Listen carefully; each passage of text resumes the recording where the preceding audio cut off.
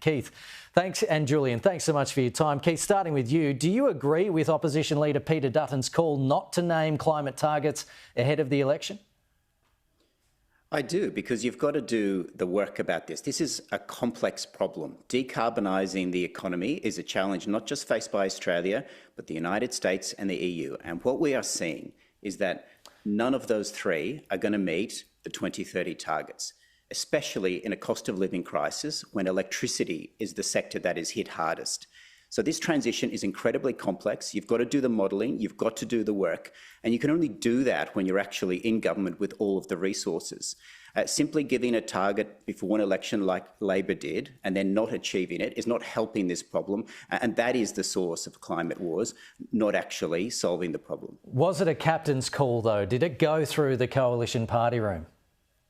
I think what the captain's call was the headline, that the headline which we saw run in the last few days or over the weekend was just misleading. We saw headlines saying that the coalition were pulling out of Paris, which is not true. We are committed to Paris, we are committed to net zero, but it was if the Labor and the Teals, they were overjoyed to see that headline by one newspaper, and they ran it. It was incorrect, and none of them have corrected it. They haven't corrected it. And I think people are sick of this sort of rhetoric on this issue. They want us to focus on engineering and science, not on belief and rhetoric. Julian, what's your response to all that? Oh, look, if I had to summarise it in one emoji, I'd say the face palm. Like, for goodness sake, honestly, I say to Keith with respect as a mate, that's pathetic. You want to be the alternative government, then you have to do the policy work. That's how our democracy works. The only commitment this mob have to Paris is to getting on a plane and pissing off to play footsie with the far right. I mean, let's be clear. This is not an energy policy. This is not an announcement. This is a distraction because Peter Dutton has one job to try and save his job within the coalition party room. Now, Bridget Archer, give her due, she was at least honest. She said what a lot of them quietly are muttering and thinking. This is regressive and it's all over the shop. Let's be clear also. The government is not backing in renewables on some ideological crusade. It's because they're the cheapest form of renewable energy for Australia.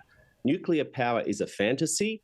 Keith knows it, you know it, the scientists know it, the economists know it, and Australians will know it. And if they don't, they sure will by the election.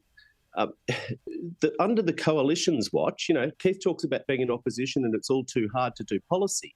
Under the coalition's watch, when in government, 24 out of 28 of Australia's coal-fired power stations announced they were going to close. And yet they did nothing. Absolutely nothing.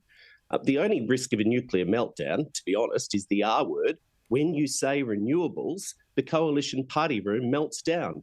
That's what this is about. It's sad and it's not in Australia's national interest. We've got to seize that cheap renewable energy and regain our advantages in manufacturing. It'll underpin and power the future made in Australia. Can I just ask another thing? Keith, the Chinese Premier Li Qiang is in Australia from Saturday. What are you hoping to see as a result from this visit? Yeah, this is an important visit. There's two aspects to it.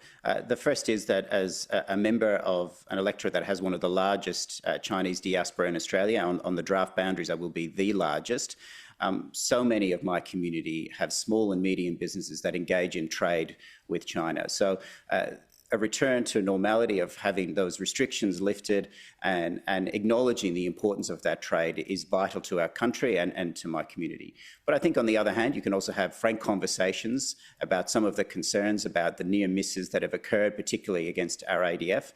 And as a mature country, we can do those in a respectful and productive way, and I look forward to that happening.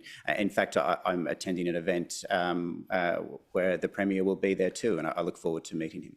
Okay, Keith Wolahan, Julian Hill. Unfortunately, we're out of time, but thank you so much for joining us on the program today.